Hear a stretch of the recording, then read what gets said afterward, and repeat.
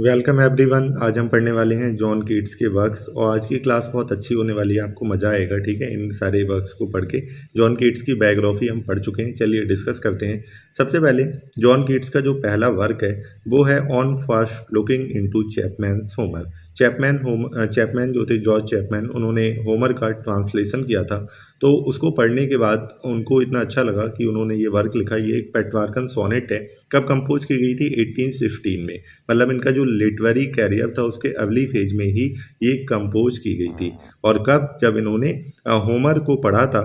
ठीक है, चैपमैन के होमर को पढ़ा था अपने फ्रेंड क्लार्क के साथ। तो इन्हें बहुत ज़्यादा जो है वो खुशी महसूस हुई, उसी को एक्सप्रेस किया है इस सोनेट में। अच्छा, पेट्रार्कन सोनेट आपको पता है ना क्या होती है? ये अगर आपने लिटरेरी टर्म्स वाली वीडियो देखी होगी तो आई होप आपको क्लियर हो गया होगा। पेट्रार्कन सोनेट जो है उसमें सोनेट में 14 लाइन्स होती है, सबको पता है। पहली 8 लाइन जो है एक ऑक्टेव होता है। ठीक है, और उसके बाद एक सेस्टेट होता है, कितनी? 6 लाइन का। ये पैटर्न रहता है किसका? पेट्रार्कन सोनेट का। ठीक है, आगे देखते हैं। तो उसको ये वर्क पढ़ने के बाद वैसा ही सरप्राइज होता है जैसा सरप्राइज एक एस्ट्रोनॉमर को होता है जब वह किसी नए प्लैनेट या स्टार को डिस्कवर करता है। उसको वैसा ही एक्सपीरियंस हुआ जैसा एक्सप्लोरर कॉर्टेज को हुआ था जब उसने पैसिफिक ओशन को देखा था। ठीक है, तो इस तरह का कुछ उसको अपना इस तरह से वो अनुभव शेयर कर रहा है। इन चीज़ों के माध्यम से वो बताना चाह रहा है कि उसको कैसा लग रहा है चैपमैन का होमर पढ़ के। अच्छा, कुछ लाइन्स है वो देख लेते हैं। इस वर्क की ध्यान रखनी है। Much have I travelled in the realm of gold and many goodly states and kingdoms seen, then felt I like the watcher of skies when a new planet when a new ये दो बार लिख गया। ठीक है, when a new planet swims into its ken। तो वो बता रहा है कि उसको वैसा ही लग रहा है चैपमैन के होमर को पढ़ के जैसा एक एस्ट्रोनॉमर को लगता है जब वह एक नए प्लेनेट को डिस्कवर करता है। आगे देखो। Yet did I never breathe its purest serene till I heard Chapman speak out loud and bold। वो कह रहा है कि उसने इन सारी जो वेल में इनके बारे में सुना था, लेकिन उसे इतना अच्छा कभी नहीं लगा जब तक चैपमैन ने उसे इतना लाउड एंड बोल्ड बोलकर नहीं बताया। ठीक है, तो आगे उनका दूसरा वर्क देखते हैं, एंडीमियन।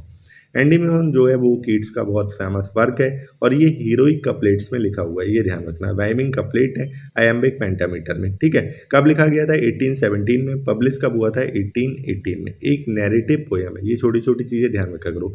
नैरेटिव पोयम है और कितने वॉल्यूम में है? 4 वॉल्यूम में, 4 पार्ट में है। ठीक है, किसके साथ डील करती है?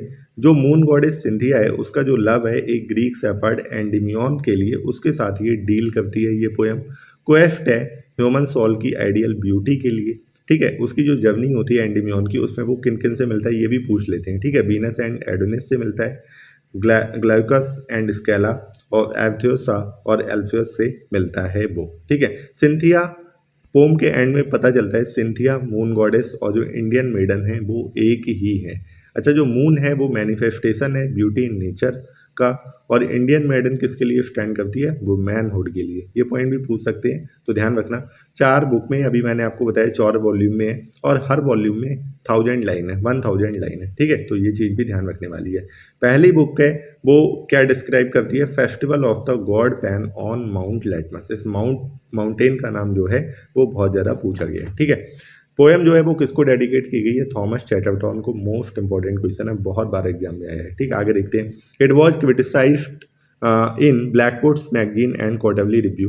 जो ब्लैकबोर्ड मैगजीन थी वो क्वार्टरली रिव्यू थी, उन्होंने कीट्स को इस वर्क के लिए हैवली क्रिटिसाइज किया है। इतना ज़्यादा क्रिटिसाइज किया है कि कीट्स यहाँ तक कि डीमोरलाइज भी हो गए थे। ठीक है, आगे देखते हैं। कुछ फेमस लाइन है। ये लाइन जो है वो बहुत ज़्यादा इंपॉर्टेंट है। ठीक है, A thing of beauty is joy forever, its loveliness increases। एक जो सुंदर चीज़ होती है वो हमेशा खुशी देती है और इसकी जो लवलीनेस है वो हमेशा बढ़ती रहती है। ये बहुत ही फेमस लाइन है इस वर्क से। कहाँ से? एंडीमियन से, और बहुत बार एग्जाम में पूछी गई है। अब देखो, अगला वर्क हम पढ़ेंगे वो है इजाबेला। इसका जो सबटाइटल है द पॉट ऑफ वाजिल, ये 1818 में ये जो है वो कंपोज किया गया था। ये भी एक नैरेटिव पोयम है। नैरेटिव पोयम मैंने आपको बताया, नैरेटिव पोयम क्या होती है? जो एक जिसमें स्टोरी एलिमेंट होता है, जो एक स्टोरी को नैरेट कर रही होती है और पोइटिक फॉर्म में, वर्स फॉर्म में होती है, वो होती है नैरेटिव पोएम। ठीक है, तो ये जो इसका जो सोर्स है वो वकेसियो की डेकामेरॉन से लिया गया है। सोर्स बहुत ध्यान रखने वाली चीज़ है, हमेशा ध्यान रखना, अक्सर पूछ लिया जाता है कि कौन सा वर्क जो है वो कहाँ से इंस्पायर्ड है। किसमें लिखी गई है? ऑटवा राइमा में लिखी गई। ये क्या भला होती है? ऑटवा राइमा जो होता है वो 8 लाइन स्टैंजा, एक पोइटिक स्टैंजा फॉर्म होती है। ठीक है, इजाबेला, अब देखो कहानी में क्या है, इजाबेला जो है वो लॉरेंजो से प्यार करती है। लॉरेंजो जो है उनके मर्चेंट वेरव की सर्विस में है, उनके वेरव्स को मैच पसंद नहीं है, इसीलिए वो लॉरेंजो का मर्डर कर देते हैं और उसकी बॉडी को वरी कर देते हैं पॉट ऑफ वर्सिल में। ठीक है, ये प्रीकर्जर पोयम है किसकी? The ewe of Saint Agnes की, ये भी ध्यान रखना। चलिए नेक्स्ट वर्क है लामिया। ये भी एक नैरेटिव पोयम है। कब लिखी गई थी? 1819 में। 1819 जो है वो कीट्स का मोस्ट प्रोडक्टिव ईयर था। इसमें इन्होंने बहुत सारी कंपोजिशंस जो थी वो लिखी थी। पब्लिश कब हुई? 1820 में। अच्छा, ये वॉल्यूम का नाम ध्यान रखना है, इसमें जो कीट्स का बहुत इंपॉर्टेंट वॉल्यूम है, ज़्यादातर पोम जो है वो आप पढ़ोगे जितनी भी, वो इसी वॉल्यूम से ली गई है। Lamia, Isabella, the ewe of Saint Agnes and other poems. तो लामिया भी इसी वॉल्यूम से बिलोंग करती है। ठीक है, और इसका जो सोर्स है वो क्या है? वर्टन्स एनाटॉमी ऑफ मेलंकोली, ध्यान रखना। ओके, इसकी जो स्टोरी है उसमें जो लाइसियस है उसका लव है लामिया के लिए। लामिया क्या? एक सरपेंट वुमेन है। सरपेंट वुमेन है, गॉड हर्मिस जो होते हैं, ये एक सांप होती है। ठीक है, तो हर्मिस जो है वो इसको ट्रांसफॉर्म कर देते हैं एक बहुत ही सुंदर वुमेन में, और वो किसको सेड्यूस करती है? लाइसियस को। तो होता क्या है, लाइसियस जो है वो एक यूथ है, कहाँ का? कोरिंथ का। तो वो लामिया से शादी कर लेता है। एक ब्राइडल फीस्ट जो है वो, दावत जो है वो रखता है। उसमें अपोलोनियस, एक बाल्ड फिलोसफर जो है वो आता है इस फीस्ट में। वो रिकॉग्नाइज कर लेता है लामिया को कि ये कोई औरत नहीं है, ये तो स्नेक है, सांप है। ठीक है, तो उसके बाद वो इस इल्यूजन को तोड़ देता है। लामिया जो है वो अपनी बिलोंगिंग्स के साथ जो है वो गायब हो जाती है। तो पोएट जो है वो फिलॉसफी को कंडेम करता है क्योंकि इसमें पावर है सारे इल्यूजन्स को रिमूव करने की। ये जो है कीट का खुद का एक्सपीरियंस है प्यार में, किसके लिए? फैनी ब्राउन के लिए। ठीक है, लामिया जो है वो कीट की फैनी ब्राउन बन जाती है। कीट जो है वो इनसे प्यार कर देते हैं, लेकिन ये इनके प्यार को रिटर्न नहीं करती हैं। गॉड हर्मीस मैंने बता दिया, वो comes across लामिया while searching for NIMS. Lines जो हैं, do not all charms fly at the mayor touch of cold philosophy. कहने का मतलब यही है कि फिलॉसफी जो है वो सारे इल्यूजन्स को तोड़ देती है। आगे देखते हैं, अगला वर्क जो है वो इनका वो है हाइपरियन। इसको देखते हैं। ये जो है बहुत ज़्यादा इंस्पायर्ड थे ये जॉन मिल्टन के पैराडाइज लॉस्ट से, और उसी तरह का कुछ इन्होंने लिखने की कोशिश की थी, लेकिन इसको इन्हें बीच में छोड़ना पड़ा। ये लिखा गया है ब्लैंक वर्स में। ठीक है, ब्लैंक वर्स में लिखा गया है। इसमें इनके ब्रदर जो थे वो टॉम, वो ट्यूबरक्लोसिस से सफ़र कर रहे थे और ये उनको नर्स भी कर रहे थे, तो हो सकता है इस वजह से छोड़ दिया हो। तो ये अबंडेंट एपिक पोम है। ठीक है, और ये पब्लिश हुई थी इसी वॉल्यूम में, Lamia, Isabella, the ewe of Saint Agnes and other poems. और ये जो है वो किस पे बेस्ड है? टाइटनोमाचिया पे। ये क्या बताती है? जो डिस्पेयर है टाइटन्स का, और उनका जो फॉल है कहाँ पे? ओलंपियंस में। जो जैसे द पैराडाइज लॉस्ट जो वर्क था उसमें किसका फॉल दिखाया गया है? जो फॉलन एंजल्स थे उन्हें कहाँ पे फेंक दिया जाता है? हेल में। इसी तरह से इनका फॉल भी दिखाया गया है। ठीक है, जो टाइटन्स होते हैं। जो पोएम है वो stops abruptly in the middle of the third book. ये भी एग्जाम में पूछा गया है कि कहाँ तक ये पोएम लिखी गई है। तो जो तीसरी बुक है वहाँ की जो आधी है वहाँ पे ये किताब जो है वो छूट जाती है। इसमें एक लाइन है बहुत पूछी जाती है एग्जाम में, first in beauty shall be first in might. बहुत एग्जाम में ये लाइन पूछी जाती है, कहाँ से? हाइपरियन से। ठीक है, अगला जो है the ewe of Saint Agnes. ये भी एक रोमांटिक नैरेटिव पोएम है, कंपोज की गई थी 1819 में और पब्लिश हुई थी 1820 में। ये बहुत इंपॉर्टेंट पॉइंट है, स्पेंसेरियन स्टैंजाज में ये जो है वो लिखी गई है, बहुत ज़्यादा इंपॉर्टेंट है। ठीक है, आगे देखते हैं। It is about the elopement of two romantic lovers, Porphyro and Madeline. ठीक है, कहानी है किसके? दो लवर होते हैं, पोरफायरो और मेडलाइन, उनके एलोपमेंट की कहानी है। एक फॉक बिलीफ पे बेस्ड है, जिसमें ऐसा माना जाता है कि एक जो लड़की है वो अपने फ्यूचर हस्बैंड को देख सकती है सपने में, अगर वो कुछ रिचुअल्स जो है परफॉर्म करे। कब? ईव ऑफ सेंट एग्नेस पे। ठीक है, तो मेडलाइन जो है वो इस दिन क्या रखती है? फास्ट रखती है, प्रे करती है, वो अपने बेड में जाती है। उसका लवर जो है पोरफायरो एंटर करता है बेडरूम में और वो उसके साथ भाग जाती है। मेडलाइन की जो ओल्ड नर्स है एंजेला, वो पोरफायरो को अंदर घुसने में मदद करती है कैसल में, क्योंकि जो पूरा परिवार था इसका मेडलाइन का वो इसके अगेंस्ट था, दुश्मन था इसका, और कभी भी इसको देखते ही मार सकते थे। तो जो एंजेला है इसको भी ध्यान रखना, पूछ सकते हैं एग्जाम में। ये इसकी एंजेला जो है वो मेडलाइन की ओल्ड नर्स है, पोरफायरो की फ्रेंड भी है, तो वो इसकी मदद करती है। ठीक है, ये इसमें स्पेंसर की फेरी क्वीन है, उसकी थोड़ी सी कलविंग है। और सेंट एग्नेस ईव कब होती है? ये क्वेश्चन बहुत पूछा गया एग्जाम में। वो कब होती है? 20 जनवरी को। फीस्ट कब होती है? 21 जनवरी को। ठीक है, तो ये पॉइंट भी ध्यान रखने वाले हैं।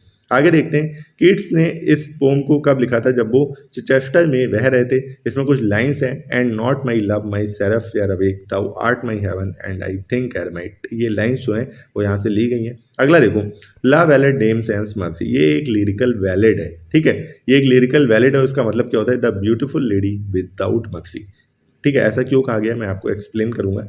इट वॉज रिटन इन 1819 और पब्लिश हुई थी 1820 में। टाइटल जो है वो 15th सेंचुरी की पोम जो है वो एलन चार्टियर के द्वारा, एक फ्रेंच पोएट है, उनके द्वारा लिखी गई थी और वहीं से ये टाइटल लिया गया है। ये क्वेश्चन एग्जाम में आया है तो ये नाम जो है वो ध्यान रखना, ठीक है।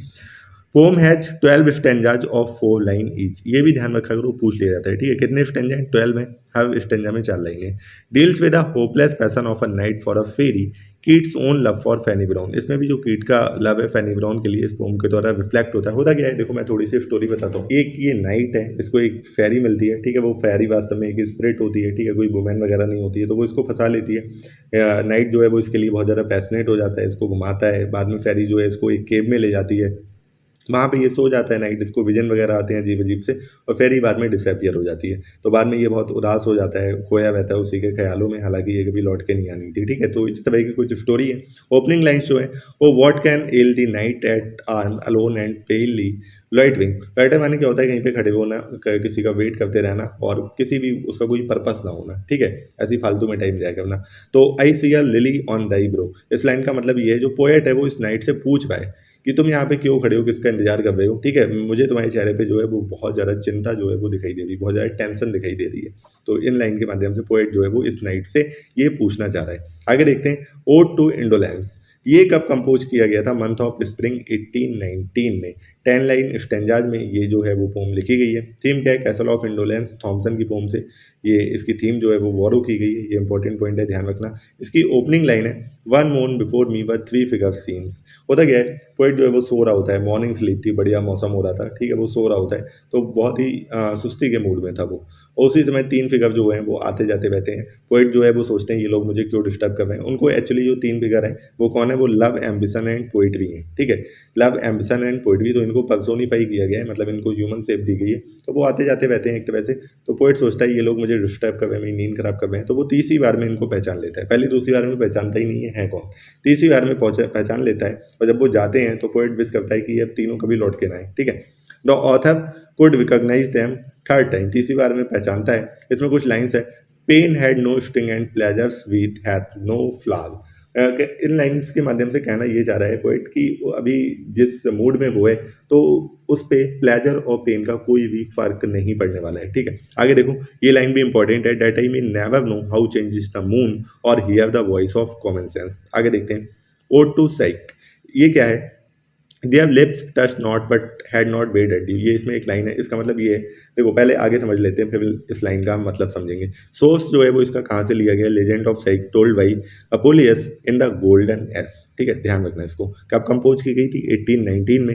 ये जो कौन है, ये है डॉटर है एक किंग की, और ये है symbol purification of the human soul through love and suffering, ठीक है, ये पूछ लिया जाता है एग्जाम में। वो है, she falls in love with Cupid the son of Aphrodite, और पोम जो है वो किसके लिए जानी जाती है, कीट की हेलेनिज्म के लिए। तो इसमें जो है कहना ये चाह रहे हैं इन लाइंस के माध्यम से कि जो दोनों लवर हैं वो कहाँ पे घास में लेटे हुए हैं और शायद लेटे लेटे सो गए हैं, उनके जो लिप्स हैं वो आपस में टच तो नहीं कर रहे हैं लेकिन वो अलग भी नहीं हुए, मतलब वो शायद किस करने वाले होंगे और सो गए होंगे, और जब भी उनकी नींद खुलेगी तो वो दोबारा अपनी किसिंग स्टार्ट कर सकते हैं। तो इन लाइन के माध्यम से ये कहना चाह रहे हैं, ठीक है। आगे देखते हैं, ओड टू ऑटम, ये कंपोज की गई थी 1819 में, most perfect ode of Keats. Opening lines जो है, season of mist and mellow fruitfulness, किसको कहा गया है, ऑटम को कहा गया है। ये इसको ये भी कहा है, close bosom friend of maturing sun, किसको, ऑटम को बोला गया है। ऑटम जो है सीजन जो है, the poet has personified the activities of autumn in women shape, ये ध्यान रखना, ठीक है। She is shown as the harvester, ये पूछ लिया जाता है किसको कहा गया है, किसको कहा गया है, harvester, the reaper, the ग्लीनर and the star maker, किसको कहा गया है, ऑटम को कहा गया, ऑटम के सीजन को कहा गया है। अच्छा, इसमें पोइट पहले तो रिग्रेट करता है, कहता है where are the songs of the spring, लेकिन अगली मोमेंट उसको रियलाइज हो जाती है अपनी गलती, वो रिप्लाई करता है कि ऑटम का तो खुद का म्यूजिक है, ठीक है। आगे देखो, ओड टू मेलनकॉली, ये बर्टन्स के एनाटॉमी ऑफ मेलनकॉली से ये बोरो किया गया मटेरियल। कीट्स का ये एक ओड है, इसमें दिखाया गया है कि जो ब्यूटी है वो एटर्नल सोर्स है मेलनकॉली का, वो कहता है मेलनकॉली कहीं नहीं है, वो ब्यूटीफुल चीज़ों में ही है। कहते हैं कि true melancholy is not the ugly things of life. True melancholy जो है वो जो लाइफ की अगली थिंग्स हैं उनमें नहीं है, डेथ में भी नहीं है, बल्कि जितनी भी चीज़ें ब्यूटीफुल और जॉयफुल हैं उनमें है। ठीक है, ये इसके लिए मेलनकॉली के लिए ये भी कहा गया है, she dwells with beauty, beauty that must time. Dwell माने क्या होता है, बहना। मेलनकॉली किसके साथ रहती है, ब्यूटी के साथ रहती है। ठीक है, आगे देखो, ode to a Grecian urn, ये भी कब लिखा गया था, 1819 में लिखा गया था। पोएट जो है वो इंस्पिरेशन लेते हैं एक मार्वल अर्न से, जो कि किसको बिलोंग करता है, लॉर्ड हॉलैंड को। बहुत ही इंपॉर्टेंट है, पूछा गया एग्जाम में बहुत बार। He sees the Grecian urn and thinks that urn is wedded to quietness. Urn is wedded to quietness. ये इंपॉर्टेंट है, पूछ लिया जाएगा एग्जाम में। The urn tells the story of a Greek life. Greek life की story बता रहा होता है वो urn, किसके थ्रू, पिक्चर्स के थ्रू जो कि उस पर बनी हुई है। उसमें उन पिक्चर्स में क्या होता है, एक लवर है who is trying to kiss her beloved but never be able to kiss her and the beloved always be young। वो कहना चाह रहा है कि उसमें जो एक लवर है वो चेज कर रहा है अपनी बिलवर्ड को, उसको किस करने की कोशिश कर रहा है, लेकिन कभी भी उसको किस नहीं कर पाएगा, क्योंकि वो तो पिक्चर है, वो हमेशा वैसे ही रहेगी। ठीक है, और जो उसकी बिलवर्ड है वो हमेशा हमेशा के लिए यंग रहेगी। जब तक ये अर्न जो है वो है इस वर्ल्ड में, तब तक जो उस पर पिक्चर्स कार्ड हैं वो बिल्कुल ही वैसी ही रहेंगी। कहने का मतलब है आर्ट में जो ब्यूटी है वो कैसी है, इमॉर्टलाइज्ड है, मतलब जो उस पर एक बार जैसे इंसान बना दिया वो वैसा ही रहेगा, उसकी एज कभी नहीं बढ़ेगी। ठीक है, तो ह्यूमन लाइफ जो है वो फाइनाइट है, आर्ट वो है वो कैसी है, इनफाइनाइट है। इसमें कुछ लाइन्स है बहुत अच्छी हैं। Heard melodies are sweet but those unheard are sweeter, thou still unravished bride of quietness, किसको बोलते हैं, अर्न को बोलते हैं। ठीक है, आगे देखते हैं। कीट्स ने जो अर्न को क्या कहा गया है, सिवियन हिस्टोरियन भी कहा है, इसको ध्यान रखना, बहुत बार पूछा गया है। ठीक है, ये वाला, beauty is truth, truth is beauty, ये लाइन बहुत बार पूछी गई है, कहाँ से ली गई है, ओड टू ग्रेसियन अर्न से। आगे देखते हैं, ओड ऑन नाइटिंगेल, बहुत ही फेमस ओड है, किसका, कीट्स का। पोएम जो है वो लिखी गई थी just after the death of his brother Tom, ये क्वेश्चन पूछा जाता है। The poem was written when Keats was staying his friend Charles Brown, Charles Brown के साथ जब वो रह रहे थे तब ये पोएम जो है वो लिखी गई है। वो नाइटिंगेल का सॉन्ग सुनते हैं, वहाँ से इंस्पिरेशन लेते हैं, वो प्लम ट्री के नीचे बैठे हुए थे। ओड जो है वो बहुत ज़्यादा पर्सनल है। ठीक है, कि ये भी 10 लाइन स्टैंजाज में लिखा गया है। पोएट ऐसा फील करते हैं कि अगर डेथ उनको कभी आती है तो वो इस नाइटिंगेल के सॉन्ग को सुनते हुए ही मरना पसंद करेंगे। आगे देखते हैं, he knows that the same song must have been heard by both emperor clown and in fairyland forlorn. अब ये जो फोरलोन बर्ड से उन्हें क्या याद आ जाता है, उनकी लोनलीनेस याद आ जाती है और वो वापस रियलिटी में आ जाते हैं। उन्हें ये भी पता चल जाता है कि रियलिटी से भागने का कोई भी जो अटैम्प्ट है वो कैसा है, फ्यूटाइल है, मतलब वो वास्तविकता से भाग नहीं सकते। आगे देखो, इसकी जो ओपनिंग लाइन्स है, my heart aches and drowsy numbness pains, इसका मतलब ये है कि जो भी नाइटिंगेल का जो सॉन्ग है उसको सुनकर तो उनका हृदय जो है वो खुशी से भर जाता है। ठीक है, आगे देखते हैं, the weariness and the fever and the fret, ये भी इसी वर्क से ये लाइन्स हैं। Where beauty can not keep his lustrous eyes, ये लाइन्स किस लिए कही गई हैं, जहाँ पे इन लाइन्स के माध्यम से ये कहना चाह रहे हैं कि जो ब्यूटी है वो हमेशा ब्यूटीफुल नहीं रहेगी और जो न्यू लव है वो भी कभी ना कभी चला ही जाएगा। Thou was not born for death, immortal bird, किसको कहा गया है, नाइटिंगेल को कहा गया है। No hungry generation tread thee down, was it a vision or a waking dream, fled is that music do I wake or sleep. इन lines के माध्यम से कहना चाह रहे हैं क्या ये कोई सपना था या वो अभी तक जाग रहे हैं, सो रहे हैं। ठीक है, आगे है, नेक्स्ट है अगला इनका जो वर्क है वो है ब्राइट स्टार, ये एक शेक्सपियरियन सोनेट है। शेक्सपियरियन सोनेट क्या होती है, 4 क्वार्टरवेन होते हैं। ठीक है, और एंड में एक राइमिंग कपलेट होती है, तो 4 3 12, 1 और 2 14, कितनी 14 लाइन्स होती हैं इसमें। कंपोज्ड इन 1819, इसमें किसकी सर्च है, पीस और परमानेंस की। ठीक है, इसके माध्यम से कि हुआ क्या था, वो फैनी ब्राउन के साथ बहुत बार बता चुका हूँ, ये fail in love with her और उन्होंने उनके लव को रेस्पॉन्ड नहीं किया, तो वो एक ब्राइट स्टार को देखते हैं, उसकी तरह वो फर्म और स्ट्रॉन्ग बनना चाहते हैं। ठीक है, he likes to take rest in the breast of his beloved, और इनके कुछ और इंपॉर्टेंट वर्क हैं उनको भी देख लेते हैं। प्ले है एक इनका ऑर्थो द ग्रेट, एक ट्रेजेडी है 5 एक्ट्स में, पूछी जा सकती है। ठीक है, जैसे विलियम वर्ड्सवर्थ की जो ट्रेजेडी थी द वॉर्डवर्ड्स, वो पूछी गई है एग्जाम में काफ़ी बार, 1795 में उन्होंने लिखा था। ऐसे ये भी पूछा जा सकता है ऑर्थो द ग्रेट, ये किसका वर्क है, किसका प्ले है। तो जनरली जॉन कीट्स को प्ले के साथ नहीं जोड़ा जाता है, लेकिन अगर पूछ लिया जाएगा तो आपको ध्यान रखना है। Ode to fancy, Robin Hood to a friend, ये ओड टू फैंसी 2 बार लिख गया। तो ये इनके कुछ और वर्क है जो आपको ध्यान रखने हैं। ठीक, आई होप आज की क्लास आपको अच्छी लगी होगी। ठीक है, चलिए मिलते हैं नेक्स्ट क्लास में, और जॉन कीट्स के जो वन लाइनर्स हैं, जो भी चीज़ें थोड़ी बहुत रह गई हैं वो हम अगली क्लास में कवर कर लेंगे। मिलते हैं अगली क्लास में।